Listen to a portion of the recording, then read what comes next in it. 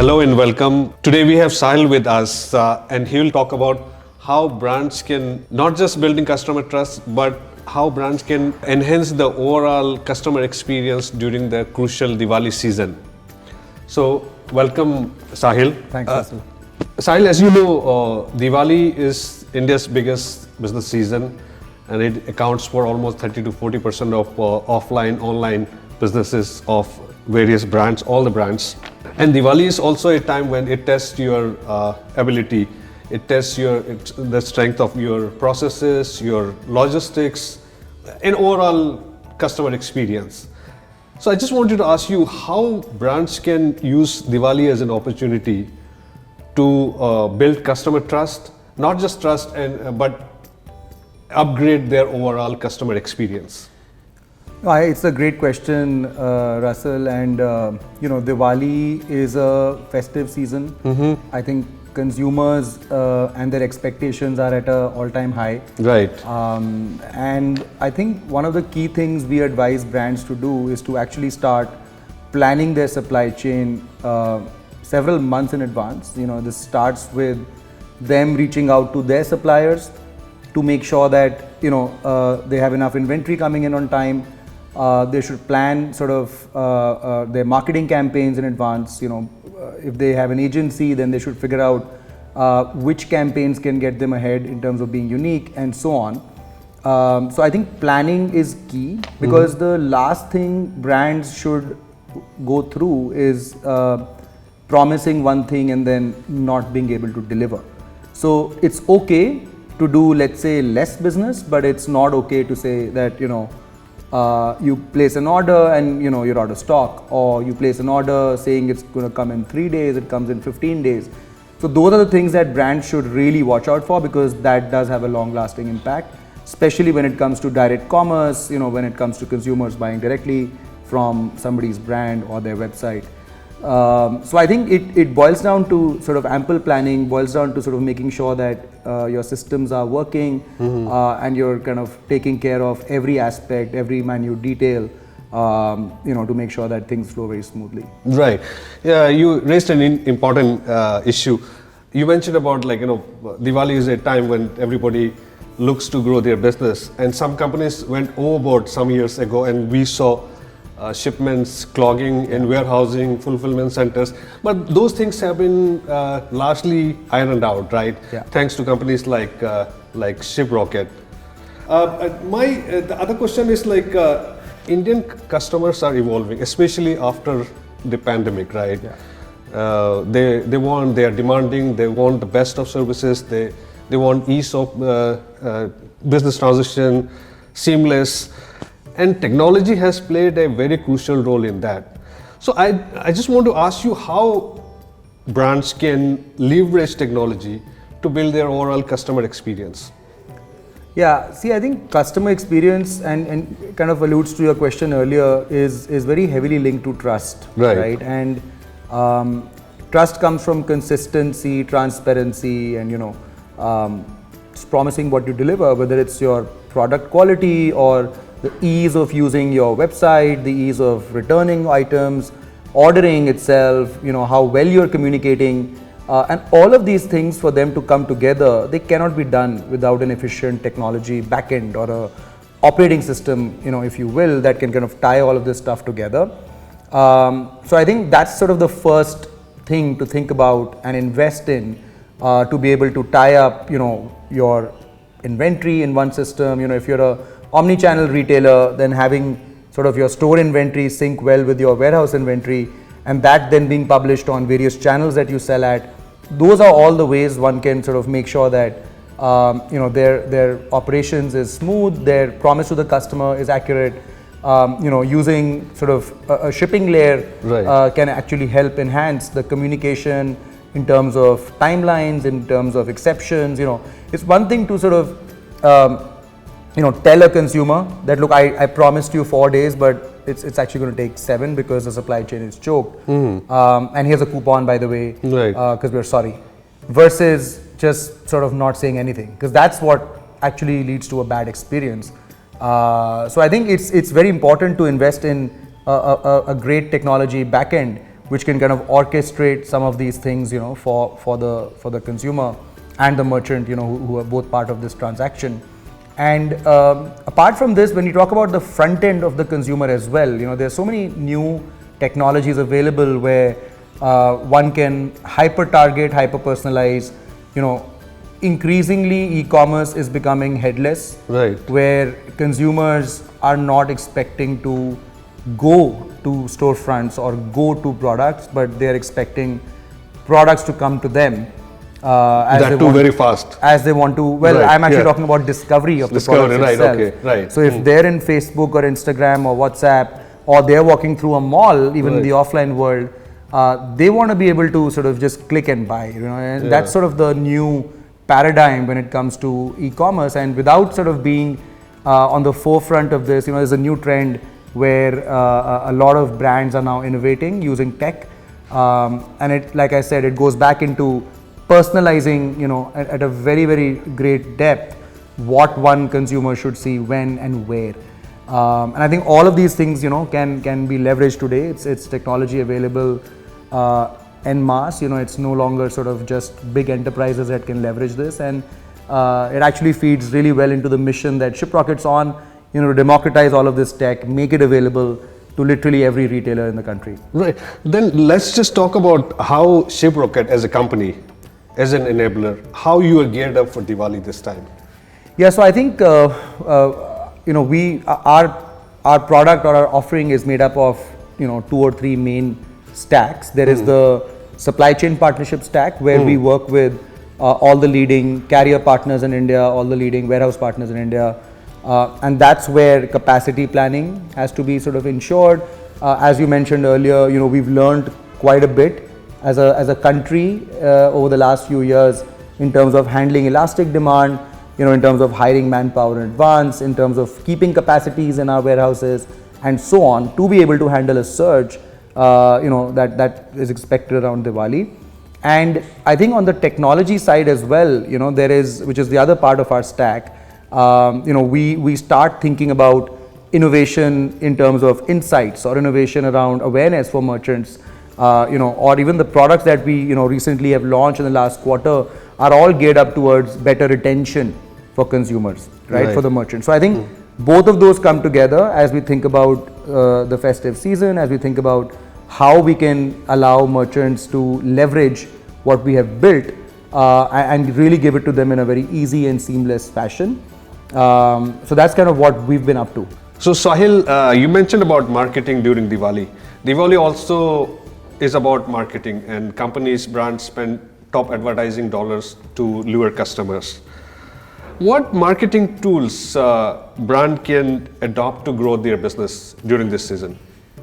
I'll talk about the direct commerce part of the market, because if you think about the e-commerce market or even the digital commerce market, we've got the large horizontal marketplaces, and then you've got brands, and brands can be tiny, who are just starting out in their journey on platforms like Instagram, all the way to larger brands like Samsung, right? Or Hindustan Unilever, who also sell directly to their consumers. But when we talk about the whole direct selling part of the market, I don't think going head on and spending top marketing dollars is actually a great thing, because you're competing with global giants who can how far your budget can take, right? So most brands, in fact, the medium and large ones during this period, they end up not spending on digital like performance marketing or Facebook or Google, but they'll end up looking for alternate ways, which is saying, can we do a referral campaign, can we do a loyalty campaign, can we build a special product for Diwali, right? Because that's the uniqueness of D2C brands, that they can actually innovate on the product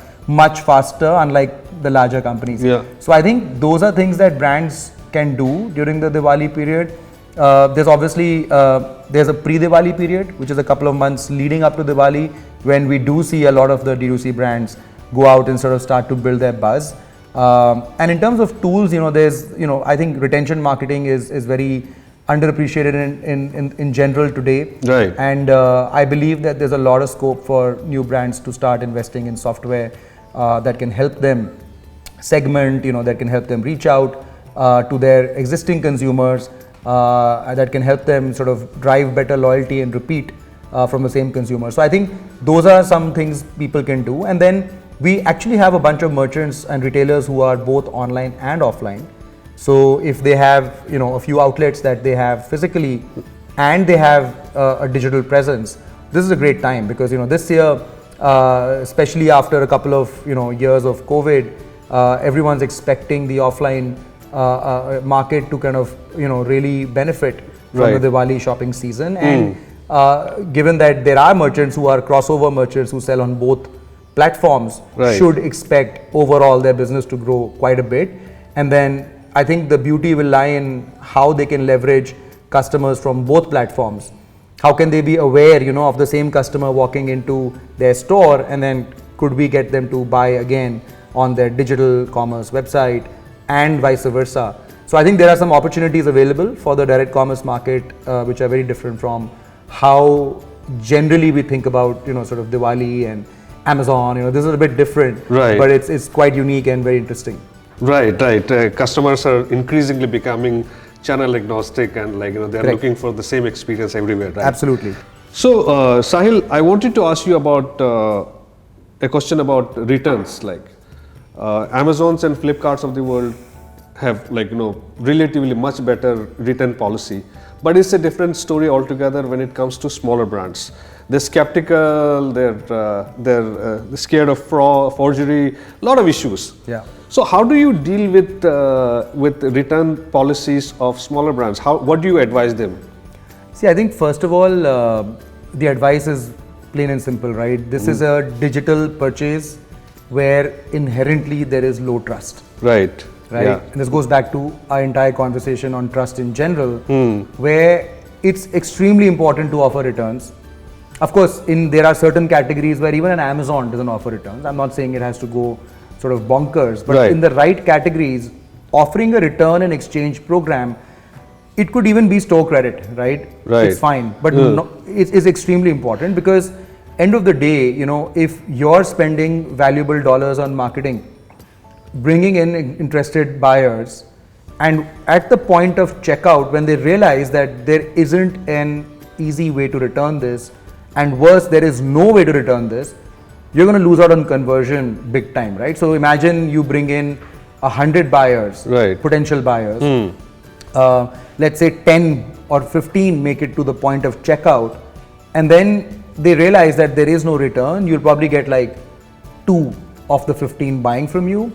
Now imagine if you had a very, very easy, robust returns policy which was completely self-service. You had the tech where the buyers could feel confident that they don't have to talk to somebody and get stuck, like what an Amazon enables today. You can actually expect a lot higher number of people to go through, and you know, maybe like 7 people will buy of the 15 that were interested.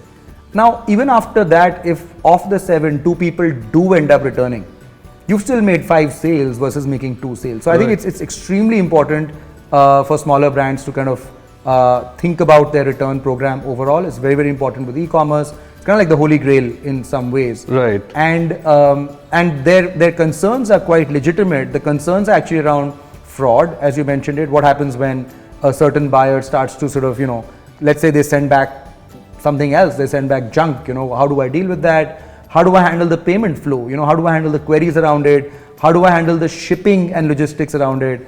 And so on. So it is it is quite difficult, honestly, as well, apart from the concerns that merchants may have around fraud. And you know, platforms like us actually do offer a complete end-to-end solution where, you know, we so far have served over 80 million consumers. You know, we have a great idea about how consumers are behaving. We can bring the intelligence to say, look, here's how you should handle customer A versus customer B. You know, only give store credit to this person, do not give cash, because they may have a habit of you know, buying and returning, versus another customer who's like a cream prime high spending customer. You should just give them cash. They're a loyal customer, they'll go and tell 5 people about your experience, and so on. So we can bring the intelligence, we can bring the actual supply chain capability to be able to, you know, make all this happen. And then we can also bring the experience of return, which is to actually power it on your website or power it on our tracking page or through all the communication that goes out to the end buyer,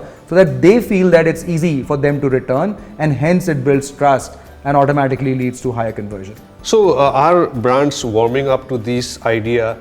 Do they realize this is a very important component of their future growth?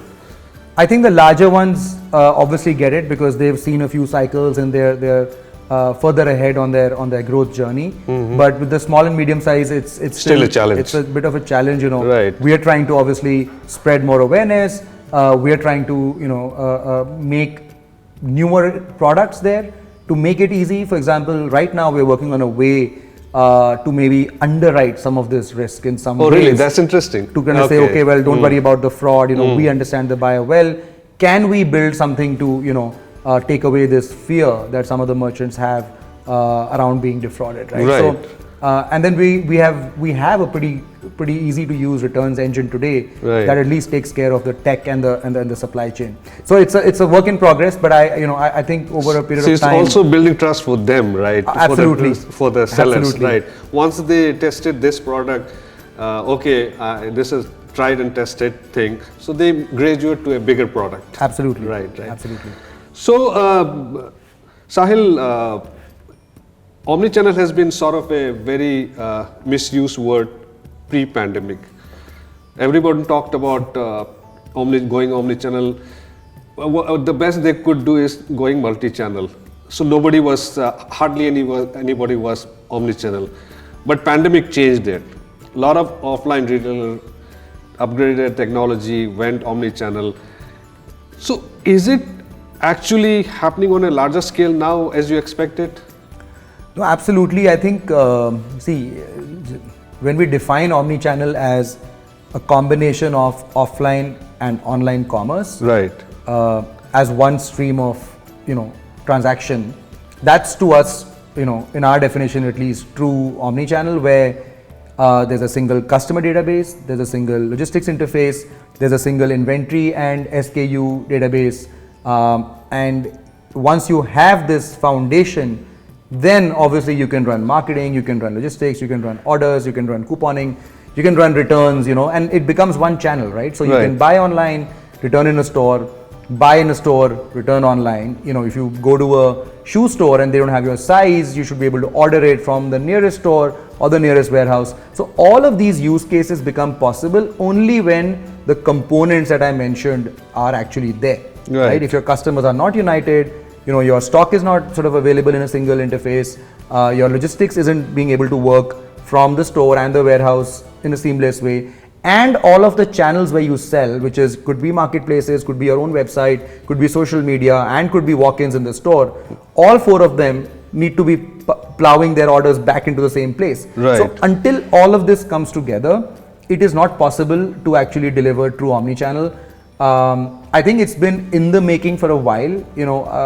People have tried to do it as one part of this, like, can I connect my customers in the same place and then I can drive marketing? Sure, but that's not enough. Like, it's still not a true omnichannel experience, right? Right. Because as I mentioned, you need all of it kind of happening together, because what could happen is you bought a t-shirt in black color, and then, maybe you want to buy more of those, or you want to buy a similar t-shirt.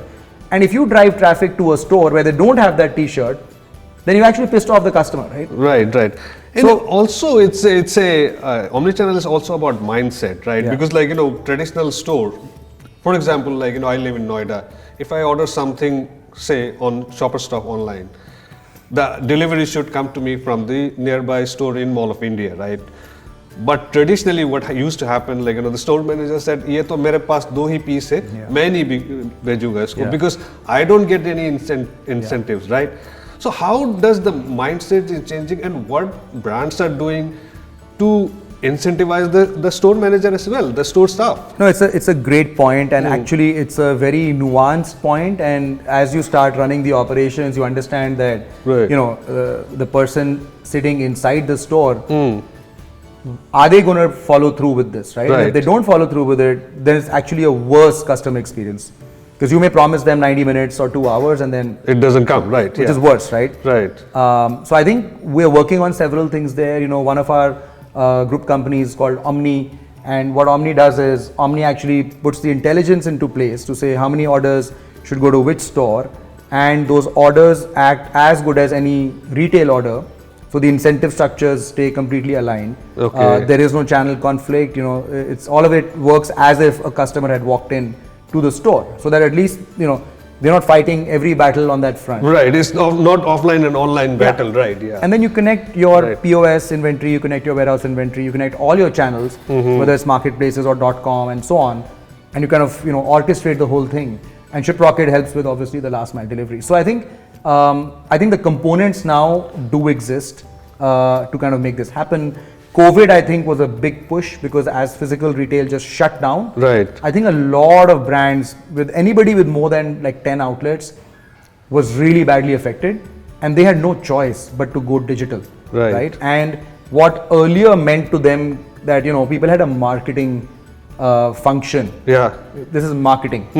That completely changed to become the traditional marketing. This is sales, right? Because people used to think e-commerce, .com, it's a marketing channel. Right. It's wasn't being thought of as a sales channel. It wasn't a stream of business, right? Correct. Yeah. Which I think kind of flipped during the pandemic, because when people didn't have a choice, they were forced to kind of build that channel. And as they built it and things opened up, that channel stayed, right? And now they're like, I have two channels. I've got this online channel and I've got this store channel.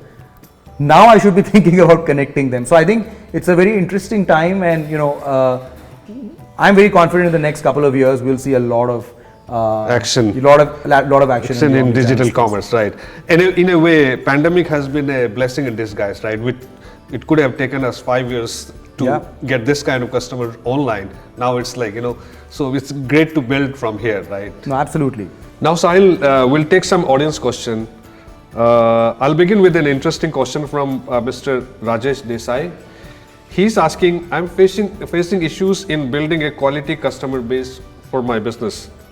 How do I do that? Please advise, how does Mr. Desai build a quality customer base? So it's I guess the most prominent question for any business, Mr. Rajesh, because we all want to get more customers, and at the same time, we want to also balance that with getting the best customers, because they'll pay us in the long run.